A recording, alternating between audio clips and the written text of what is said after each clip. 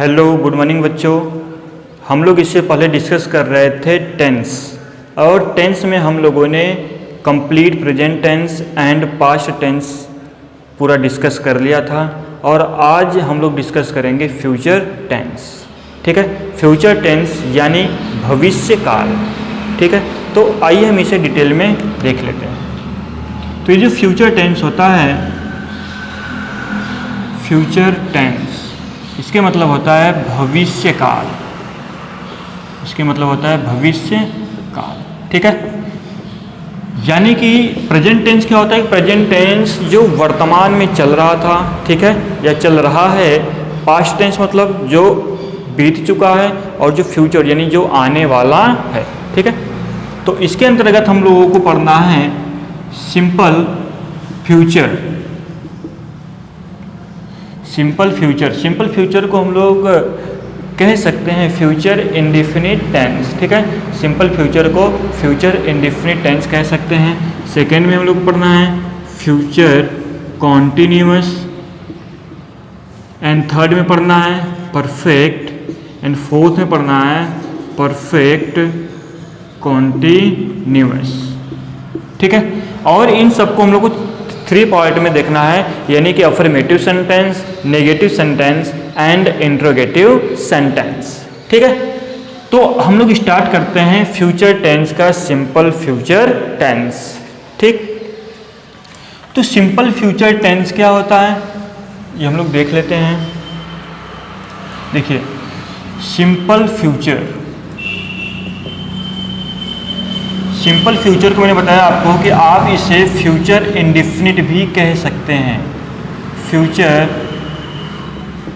Indefinite tense, future indefinite tense. ठीक है, तो सबसे पहले हम लोग इसका पहचान देख लेते हैं कि फ्यूचर इंडेफिनिट टेंस का पहचान क्या होता है। ठीक, तो फ्यूचर इंडेफिनिट टेंस की पहचान होती है कि जिस वाक्य के क्रिया के अंत में, देखिए जितने भी इंडेफिनिट होते हैं उन सब की यही पहचान होगी कि जिस वाक्य के क्रिया के अंत में, ठीक है, यदि प्रेजेंट है तो ता है, ती है, ते हैं, पास्ट है तो ता था, ती थी, ते थे, और फ्यूचर है तो गा, गी, गे। ठीक, तो यहाँ पर मैं आपको लिख के बताता हूँ कि जिस वाक्य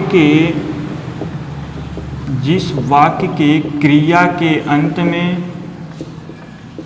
जिस वाक्य के क्रिया के अंत में गा, गी, गे इत्यादि शब्द आते हैं, इत्यादि शब्द आते हैं, उन्हें फ्यूचर इंडेफिनिट टेंस या सिंपल फ्यूचर टेंस कहते हैं। ठीक है, तो ये रहा हमारा बेसिक, यानी पहचान रहा क्या कि जिस वाक्य के क्रिया के अंत में गा, गी, गे इत्यादि शब्द आते हैं उन्हें हम फ्यूचर इंडेफिनिट टेंस कहते हैं। ठीक है, पहचान हो गया। अब हम लोग पढ़ेंगे इसका अफर्मेटिव सेंटेंस। तो अफर्मेटिव सेंटेंस, तो हेडिंग बना लेते हैं अफर्मेटिव सेंटेंस। ठीक है, तो अफर्मेटिव सेंटेंस क्या होता है? साधारण वाक्य, साधारण वाक्य। ठीक, अफर्मेटिव सेंटेंस का जब स्ट्रक्चर हम बनाएंगे तो बन जाएगा, सबसे पहले क्या हो जाएगा, subject plus helping verb will या सेल प्लस मेन वर्ब का फर्स्ट फॉर्म प्लस ऑब्जेक्ट। ये आपको दिख रहा है इतना? तो ये हमारा क्या बन गया? स्ट्रक्चर बन गया। अब देखिए कि हमें क्या करना है कि एग्जाम्पल के थ्रू हम आपको समझा देते हैं। उससे पहले हम देख लेते हैं हेल्पिंग वर्ब। उसके पहले हम क्या देख लेते हैं? Helping verb. देखिए, सिंपल फ्यूचर की जो हेल्पिंग वर्ब होती है उससे हम कैसे पता करेंगे, कैसे जानेंगे कि यह कौन सा हेल्पिंग वर्ब सिंगुलर है, कौन सा प्लूरल है। ठीक है, तो मैं आपको बता दूं कि फ्यूचर टेंस में कोई सिंगुलर और प्लूरल नहीं होता है। ठीक, लेकिन इसमें एक रूल होता है कि सब्जेक्ट आई एंड वी के साथ, सब्जेक्ट आई एंड वी के साथ हेल्पिंग वर्ब हम यूज करते हैं shall. Subject I and we यानी आई और वी के साथ हम हेल्पिंग वर्ब यूज करते हैं सेल। और जो अदर सब्जेक्ट होंगे, जो अदर सब्जेक्ट होंगे उनके साथ हम हेल्पिंग वर्ब यूज करते हैं विल। आई होप आपको इतना क्लियर हो गया होगा। ठीक है, तो एग्जाम्पल के थ्रू हम इसे और भी क्लियर कर लेते हैं जैसे कि मैं आज वहाँ जाऊँगा, मैं आज वहाँ जाऊँगा। ठीक है, देखिए मैं क्या हमारा सब्जेक्ट, तो सब्जेक्ट को सबसे पहले लिख लेते हैं। सब्जेक्ट क्या हो जाएगा आई। अब विल या शैल हमको लगाना है, तो हमें देखना है कि सब्जेक्ट आई है, वी है कि अदर सब्जेक्ट है। तो हमें दिख गया कि क्या है, आई है। और आई के साथ हम हेल्पिंग वर्ब कौन सा यूज करते हैं, शैल। तो हमने यहाँ पे लिख लिया शैल, आई शैल। उसके बाद मेन वर्ब का फर्स्ट फॉर्म जाऊँगा, तो मेन वर्ब का फर्स्ट फॉर्म क्या हो जाएगा, गो। उसके बाद वहाँ जाऊँगा तो गो दियर, और आज है तो क्या हो जाएगा, टुडे। समझ गए। अब इसके बाद एग्जाम्पल लेकर और समझ लेते हैं कि वह तुम्हें बुलाएगा, वह तुम्हें बुलाएगा। ठीक है, तो वह तुम्हें बुलाएगा। लास्ट में देखिए क्या आ रहा है कि गा गी गे, यानी जिस वाक्य के अंत में गा गी गे इत्यादि वर्ड आते हैं, या क्रिया के अंत में गा गी गे इत्यादि वर्ड आते हैं, वे फ्यूचर इंडेफिनिट टेंस कहलाते हैं। तो जब हम इसका ट्रांसलेशन करेंगे तो वह का क्या हो जाएगा, ही। अब देखिए ही अदर सब्जेक्ट में आ रहा है, तो ही के लिए कौन सा हेल्पिंग वर्ब यूज होगा, विल होगा। ही विल, बुलाना क्या होता है, कॉल। अब किसको बुला रहा है, आपको बुला रहा है, तो to you, he will call to you. I hope आपको इतना क्लियर हो गया होगा। ठीक है, मैं एक दो एग्जाम्पल और लेकर आपको समझा देता हूँ। तो बस इतना याद रखिएगा कि फ्यूचर टेंस में आई और वी के साथ जो हेल्पिंग वर्ब है वह शैल लगता है, और अदर सब्जेक्ट के साथ, अदर सब्जेक्ट यानी कि सेकंड, देखिए इसमें ऐसे भी कह सकते हैं आप कि फर्स्ट पर्सन और सेकंड पर्सन। ठीक है, फर्स्ट पर्सन और सेकंड पर्सन, और क्या होता है, तीसरा थर्ड पर्सन होता है। ठीक, तो फर्स्ट पर्सन के लिए हम लोग यूज करते हैं हेल्पिंग वर्ब शैल, और सेकंड और थर्ड पर्सन के लिए हम लोग यूज करते हैं विल। देखिए फर्स्ट पर्सन क्या होता है, आई और वी, तो आई और वी के लिए हम हेल्पिंग वर्ब यूज करेंगे शैल, और सेकंड और थर्ड में क्या होता है, यू, ही, सी, इट, दे, और कोई भी नाउन। ठीक, तो इन सब के लिए हम लोग यूज करेंगे हेल्पिंग वर्ब विल। ठीक है, तो एक दो एग्जाम्पल लेकर मैं आपको और समझा देता हूँ। जैसे मेरे दादाजी एक कहानी सुनाएंगे, मेरे दादाजी एक कहानी सुनाएंगे। ठीक है, तो मेरे दादाजी क्या हो जाएगा, माई ग्रैंडफादर, माई ग्रैंडफादर। अब देखिए जो माई ग्रैंडफादर हैं यानी मेरे दादाजी हैं, वे कौन से पर्सन में आते हैं, तो आपको पता होगा कि ये थर्ड पर्सन में आते हैं। तो थर्ड पर्सन के लिए कौन सा हेल्पिंग वर्ब यूज होगा, विल होगा। ठीक है, तो हम क्या लगा देंगे, विल। ठीक, माई ग्रैंडफादर विल। अब देखिए सुनाएंगे, सुनाना क्या होता है, सुनाना क्या होता है, आप लोग कहेंगे हियर लिसन, तो होता है सुनना। सुनाना क्या होगा, टेल। टेल मतलब कहना या सुनाना, तो हमें भी क्या कर लेंगे, tell. My grandfather will tell a story, एक कहानी तो अ स्टोरी। ठीक है, एग्जाम्पल लेकर और समझ लेते हैं क्या, कि मोहन तुम्हारे साथ कल पढ़ेगा, मोहन तुम्हारे साथ कल पढ़ेगा। देखिए मोहन सब्जेक्ट है, तो मोहन का क्या हो जाएगा, मोहन। और ये किस में आता है, हमारा थर्ड पर्सन में आता है, या अदर सब्जेक्ट में भी आ सकता है। तो अदर सब्जेक्ट के लिए हम हेल्पिंग वर्ब यूज कर लेते हैं विल। तो मोहन विल, अब देखिए पढ़ना क्या होता है, रीड। मोहन विल रीड, किसके साथ, तुम्हारे साथ, तो के साथ यानी विथ तुम्हारे, यू। और कल का क्या होता है, टुमारो, TOMORROW। देखिए कल एस्टरडे मतलब भी होता है, लेकिन हम उसे पास्ट इंडेफिनिट में केवल यूज करते हैं। ठीक है, और हम लोग पढ़े फ्यूचर, तो फ्यूचर में जब कभी भी बात करेगा तो वह फ्यूचर की बात करेगा, यानी भविष्य काल, आने वाले समय की ही बात करेगा। तो वहाँ पर हम क्या कर लेंगे, Mohan will read with you tomorrow, Mohan कल तुम्हारे साथ पढ़ेगा। ठीक है, इतना आपको बात समझ में आ गई। तो अब हम लोग पढ़ लेते हैं इसका नेगेटिव सेंटेंस। ठीक है, क्या पढ़ेंगे, नेगेटिव सेंटेंस। तो नेगेटिव सेंटेंस मैं आपको बता चुका हूं कि जिस वाक्य के बीच में अगर कोई वाक्य है यदि उसके बीच में नहीं शब्द आ जाता है तो हमारा नेगेटिव सेंटेंस कहलाता है। ठीक है, तो अब देखिए कि ये जो बीच में जो वर्ड आ रहा है, जो बीच में वर्ड आ रहा है नहीं, उसे हम जब ट्रांसलेट करेंगे तो उसका प्रयोग कहाँ करते हैं? तो जब हम उसका ट्रांसलेट करते हैं तो जो नहीं वर्ड दिया रहता है उसको हम नॉट में चेंज कर देते हैं और उसे हेल्पिंग वर्ब विल या शैल के बाद लिखते हैं। ठीक है, नेगेटिव सेंटेंस हो गया यहाँ पर। इसके बाद हमारा जब बनेगा ये होता है नकारात्मक वाक्य। ठीक है, नकारात्मक वाक्य। सब्जेक्ट हो गया, विल शैल हो गया, और प्लस यहाँ पे क्या लिख देंगे हम लोग? नॉट। ठीक है, subject plus will shell plus not plus main verb का फर्स्ट फॉर्म प्लस क्या जाएगा? ऑब्जेक्ट। ठीक है, ये हमारा क्या बन गया? नेगेटिव सेंटेंस का स्ट्रक्चर। अब इसी पर हम एक एग्जाम्पल कर लेते हैं कि राधा आज भोजन नहीं पकाएगी। राधा आज भोजन नहीं पकाएगी, तो राधा क्या हो जाएगा? राधा लिख लेते हैं। ठीक, अब राधा किस में आता है? हमारा अदर सब्जेक्ट में आता है, तो अदर सब्जेक्ट के लिए हम हेल्पिंग वर्ड यूज कर लेते हैं विल। अब नहीं शब्द आ गया तो हम क्या यूज करेंगे? नॉट। हेल्पिंग वर्ड के बाद क्या लगा देंगे? नॉट। स्ट्रक्चर में आप वहां पर देख सकते हैं। तो राधा विल नॉट, पकाना क्या हो जाएगा? कुक।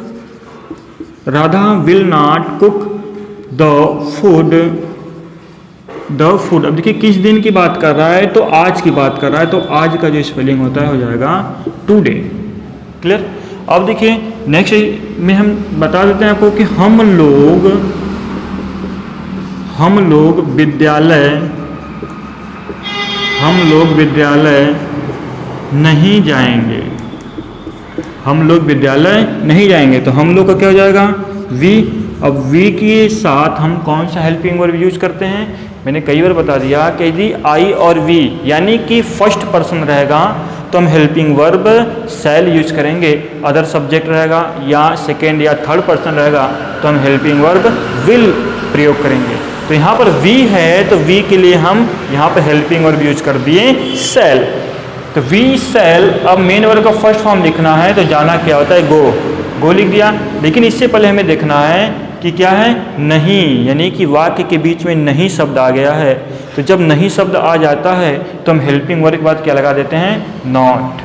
तो वी शैल नॉट, जाना हो जाएगा गो टू, विद्यालय का क्या हो जाएगा? स्कूल।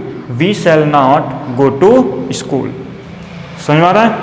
अब देखिए एग्जाम्पल के कड़ी में हम एक और देख लेते हैं क्या कि वे लोग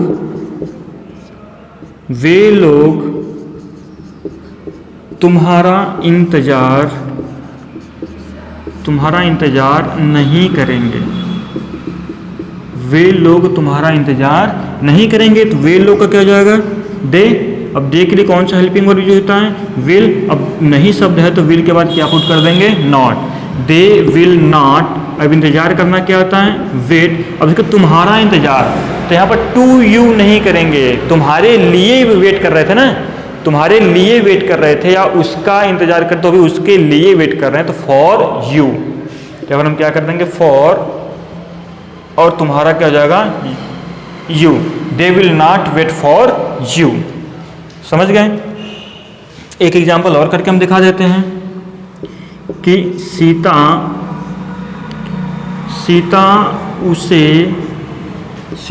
उसे नहीं मारेगी। सीता उसे नहीं मारेगी, तो सीता, अब सीता क्या है कि सीता के साथ क्या लगेगा? विल। नहीं है तो नॉट। ठीक है, अब मारना क्या होता है? बिट। जान से मारने के लिए किल, बस पीटने के लिए क्या होता है? बिट। तो सीता विल नॉट बिट, और उससे क्या जाएगा? हिम। तो उसको यानी to him. Sita will not beat to him, यानी सीता उसे नहीं मारेगी। यहाँ तक आपको बात क्लियर हो गई होगी। ठीक है, तो अब हम देख लेते हैं, कहा इंट्रोगेटिव सेंटेंस देख लेते हैं कि इंट्रोगेटिव सेंटेंस क्या होता है। तो इंट्रोगेटिव सेंटेंस में हम आपको 3 प्रकार से बताएं कि हम इंट्रोगेटिव सेंटेंस को 3 प्रकार से सॉल्व कर सकते हैं। पहला कि यदि वाक्य क्या से प्रारंभ होता है तो क्या की स्पेलिंग न लिखकर उसके हेल्पिंग वर्ब को सबसे पहले लिखा जाता है। ठीक है, पहला क्या कि जब वाक्य क्या से प्रारंभ होता है तो उसके हेल्पिंग वर्ब को सबसे पहले लिखा जाता है। तो उसके हेल्पिंग वर्ब को जब सबसे पहले लिखेंगे तो यहाँ पर क्या हो जाएगा, विल या शैल plus subject plus main verb का फर्स्ट फॉर्म और प्लस क्या हो जाएगा, ऑब्जेक्ट, और लास्ट में आप क्या पुट कर दोगे, क्वेश्चन मार्क। सेकेंड में हम लोगों ने पढ़ा था कि यदि वाक्य के बीच में WH क्वेश्चन वर्ड आ जाए, जैसे कब, क्यों, कहाँ, कैसे। ठीक है, फिर से क्या कह रहा है कि यदि वाक्य के बीच में कोई WH क्वेश्चन वर्ड आ जाए, फॉर एग्जांपल के लिए कब, क्यों, कहाँ, कैसे, क्या, कौन, ठीक है, इत्यादि वर्ड आ जाते हैं, तो उन सब शब्दों को जब हम ट्रांसलेशन करते हैं तो सबसे पहले ले आते हैं, यानी उसे सबसे पहले लिखते हैं। तो यानी WH question word, WH question word, ठीक है, WH question word plus helping verb हमारा क्या है, विल या शैल plus subject plus main verb का फर्स्ट फॉर्म प्लस ऑब्जेक्ट, और लास्ट में क्या हो जाएगा यहाँ पर, क्वेश्चन मार्क। ठीक है, तो अब थर्ड में हम लोगों ने क्या सीखा था इसमें कि यदि मान लीजिए कि विल क्या से भी प्रारंभ हो सकता है और बीच में हमारा कोई भी प्रश्नवाचक शब्द आ सकता है। ठीक है, तो ये देखना है इसमें कि कोई भी आ जाए लेकिन उसमें यदि नहीं शब्द दिया हो। हम बात कर रहे हैं इंट्रोगेटिव नेगेटिव की, तो आप हमेशा इतना याद करिए कि जब कभी भी इंट्रोगेटिव नेगेटिव की बात की जाए तो हमेशा सब्जेक्ट के बाद ही नॉट लगता है। ठीक है, वंस मोर टाइम सुन लीजिए फिर से, क्या कि यदि कभी भी इंट्रोगेटिव नेगेटिव की बात की जाए तो जो नॉट है वह हमेशा सब्जेक्ट के बाद ही लगता है।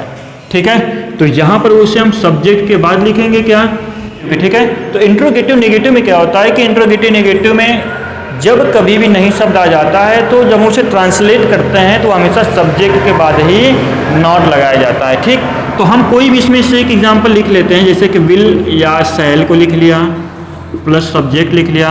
अब इंट्रोगेटिव नेगेटिव रहेगा तो सब्जेक्ट के बाद हम क्या कर देंगे, नॉट लगा देंगे, फिर इसमें मेन वर्ब का फर्स्ट फॉर्म लगाएंगे, ऑब्जेक्ट लगा देंगे और लास्ट में क्या पुट कर देंगे, क्वेश्चन मार्क। एग्जाम्पल के थ्रू हम इसे और भी क्लियरिटी से देख लेते हैं। कैसे, देखिए विल शैल सबसे पहले कब लगाएंगे, जब हमारा वाक्य ही क्या से प्रारंभ हो। ठीक, तो देख लेते हैं कि क्या तुम्हारा भाई, क्या तुम्हारा भाई आज उसे गाली देगा, क्या तुम्हारा भाई आज उसे गाली देगा। अब देखिए क्या सेंटेंस हमारे सामने आ गया है कि क्या तुम्हारा भाई आज उसे गाली देगा। तो क्या यानी कि जब कोई वाक्य क्या से प्रारंभ होता है तो क्या की स्पेलिंग हम नहीं लिखते हैं, क्या की स्पेलिंग न लिखकर उसके हेल्पिंग वर्ब यानी उस टेंस के हेल्पिंग वर्ब को सबसे पहले सब्जेक्ट के अनुसार लिखते हैं। देखिए तुम्हारा भाई ये अदर सब्जेक्ट में आ गया तो हमारा हेल्पिंग वर्ब क्या लग जाएगा, विल। विल हो गया, विल शैल में से कोई एक हमने लिख दिया, अब क्या है, सब्जेक्ट। सब्जेक्ट हो जाएगा your brother, will your brother. ठीक है, will your brother. Main verb का फर्स्ट फॉर्म गाली देना क्या हो जाएगा, अब्यूज। अब देखिए उसे तो to him, abuse to him कब देगा, तो आज देगा, तो यहाँ पर क्या हो जाएगा, टुडे और लास्ट में question mark. Will your brother abuse to him today. Second में क्या हो जाएगा कि क्या शेर जंगल में, क्या शेर जंगल में घास चरेगा।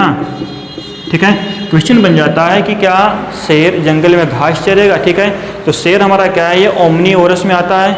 ठीक है, कि कर्दे वरस में आता है कि हरवी वरस में आता है, तो आप कमेंट करके बता दीजिएगा कि शेर हमारा किस में आता है। ठीक है, हिंदी में मैं बोल देता हूँ, शाकाहारी, मांसाहारी या सर्वाहारी। ठीक है, तो यहाँ पर क्या है कि शेर क्या करेगा, ये हमेशा, अच्छा चलिए मैं बता देता हूँ कि हमेशा क्या करता है, मांस खाएगा। ठीक है, लेकिन क्वेश्चन मान लो कोई छोटा बच्चा पूछ दिया कि क्या शेर जंगल में घास चरेगा, अगर उसे मांस नहीं मिल रहा है तो क्या करेगा, घास चरेगा।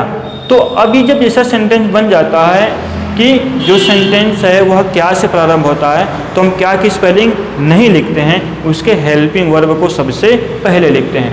तो हेल्पिंग वर्ब क्या हो जाएगा, will the lion, will the lion.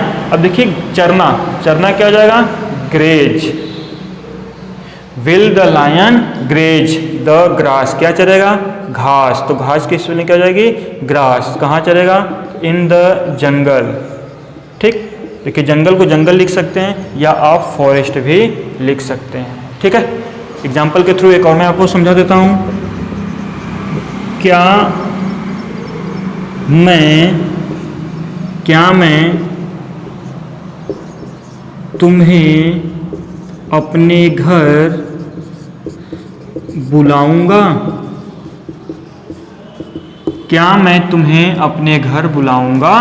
देखिए क्या से प्रारंभ है और ये मैं आ गया यानी आई आ गया, तो आई के साथ हम हेल्पिंग वर्ब हमेशा यूज करेंगे शैल, वो भी फ्यूचर में। तो यहाँ पर क्या हो जाएगा, शैल, सब्जेक्ट क्या है, आई हो गया, उसके बाद बुलाना, तो क्या हो जाएगा, काल। काल मतलब बुलाना, किसे, तुम्हें, तो to you. Shall I call to you, अपने घर, my home, at my home, at my home. और लास्ट में हम क्या पुट करेंगे, क्वेश्चन मार्क। समझ गए, यहाँ तक आपको समझ में आ गया होगा। ठीक है, तो अब देखिए इसी में हम इसका दूसरा देख लेते हैं कि हम लोगों ने अभी तक क्या पढ़ा था। फर्स्ट पढ़ लिया कि जब वाक्य क्या से प्रारंभ होता है तो क्या की स्पेलिंग ना लिखकर उसके हेल्पिंग वर्ब को सबसे पहले लिखते हैं। ठीक है, लेकिन अब हम लोग पढ़ेंगे कि यदि वाक्य के बीच में कभी क्यों कहाँ कैसे कोई भी क्वेश्चन वर्ड आ जाता है तो उसकी स्पेलिंग हम सबसे पहले लिखते हैं। ठीक है, तो सबसे पहले लिखते हैं। एग्जाम्पल में देख लेते हैं क्या, कि मैं तुम्हें क्यों पढ़ाऊंगा, मैं तुम्हें क्यों पढ़ाऊंगा। ठीक है, अब देखिए क्यों वर्ड बीच में आ गया तो उसकी स्पेलिंग हम सबसे पहले लिख देते हैं, क्या हो जाएगा, वाई। अब मैं के लिए क्या लगता है, सैल। देखिए वाई हो गया, फिर विल या सैल में से कोई एक लिख दिया, फिर क्या हो गया, सब्जेक्ट, फिर मेन वर्ब का फर्स्ट फॉर्म। तो मेन वर्ब का फर्स्ट फॉर्म क्या है, टीच। टीच मतलब पढ़ाना, तो why shall I teach to you, मैं तुम्हें क्यों पढ़ाऊंगा। ठीक है, सेकेंड एग्जाम्पल हम ले लेते हैं क्या, कि वह तुम्हें क्यों देखेगी, वह तुम्हें क्यों देखेगी। तो यहाँ पर क्या हो जाएगा, वाई। अब देखिए यहाँ पर विल लगा देंगे हम, क्योंकि वह है, अदर सब्जेक्ट में आ जाता है। तो वाई विल सी, देखेगी यानी फेमिनिन जेंडर में है तो सी लग जाएगा, वाई विल सी। ठीक, वाई विल सी। अब देखिए देखना भी क्या होता है, see to you, why will see to you. ठीक, एग्जाम्पल ले लेते हैं, एक और समझा देते हैं आपको, कि उसका भाई